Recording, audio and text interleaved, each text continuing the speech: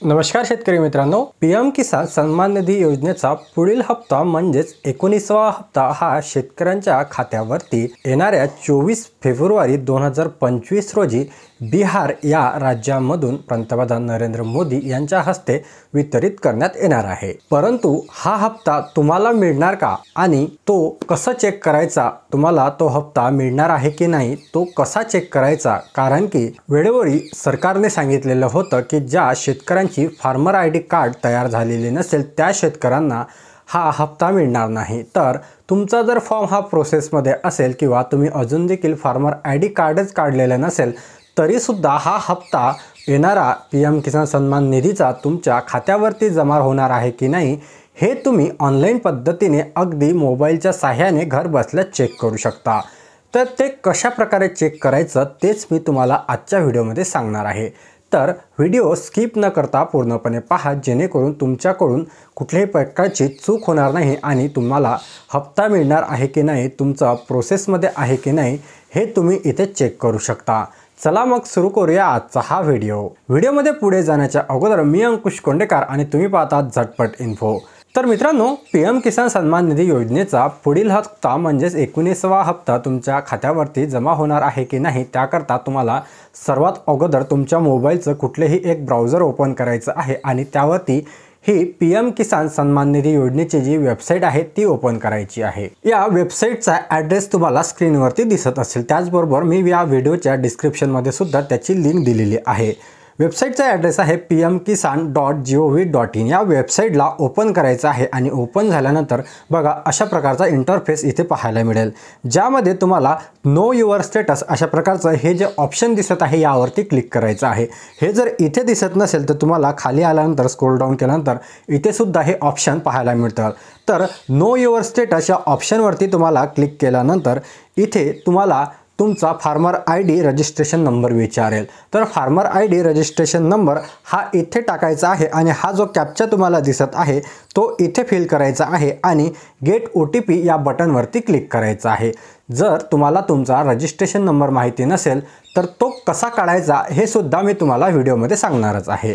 तर तुम्हाला इथे तुमचा रजिस्ट्रेशन नंबर जो आहे तो टाकायचा आहे आणि रजिस्ट्रेशन नंबर टाकल्यानंतर बघा इथं गेट OTP या बटनवरती क्लिक करायचं आहे। तर तुमच्या आधार कार्डची लिंक असलेला मोबाईल नंबरवरती एक OTP जाईल आणि तो OTP इथे इन्सर्ट करायचा आहे। OTP इन्सर्ट केल्यानंतर गेट डाटा या बटनवरती तुम्हाला क्लिक करायचं आहे। त्यानंतर फार्मरचं पूर्ण काही इन्फॉर्मेशन तुम्हाला इथे पाहायला मिळेल।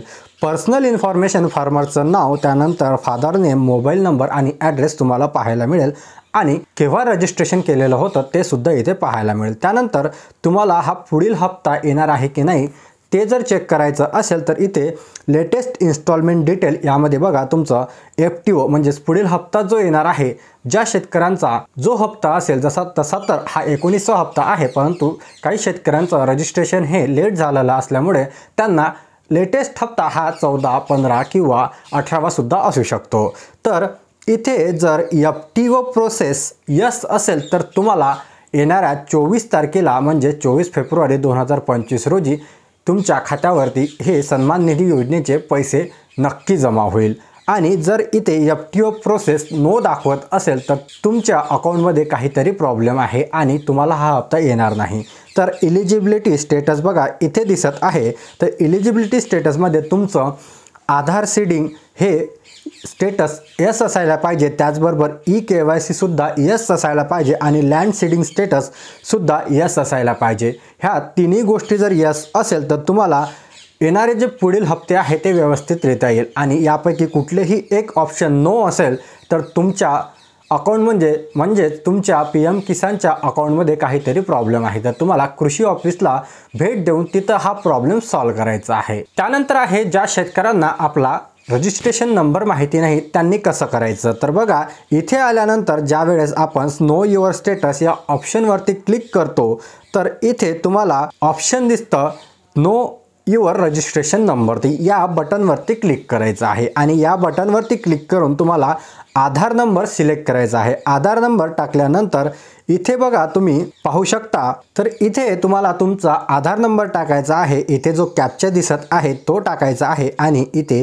गेट OTP या बटनवरती क्लिक करायचा आहे। OTP तुमच्या रजिस्टर्ड मोबाईल नंबरवरती म्हणजेच आधार कार्डची लिंक असलेल्या मोबाईल नंबरवरती येणार आहे। तो OTP इथे टाकायचा आहे आणि त्यानंतर तुमचा जो रजिस्ट्रेशन नंबर आहे तो इथे तुम्हाला दिसणार आहे। रजिस्ट्रेशन नंबर हा तुम्हाला भविष्याकरता सुद्धा कामी पडणार आहे, तर तुम्हाला हा नोट डाऊन करून ठेवायचा आहे आणि सोबतच तुमचं इथे नावसुद्धा तुम्हाला व्हेरीफाईड करायचं आहे। तर अशा प्रकारे तुम्ही हे रजिस्ट्रेशन जो नंबर आहे तो इथे तुम्ही काढू शकता। तर मित्रांनो, अशा प्रकारचा हा व्हिडिओ होता। व्हिडिओ हा अत्यंत महत्त्वपूर्ण आहे सर्व शेतकऱ्यांकरता, जे शेतकरी पात्र आहेत आणि ज्या शेतकऱ्यांना PM किसान सन्मान निधी योजनेचा पुढील हप्ता मिळणार आहे की नाही ते अशा पद्धतीने चेक करू शकता।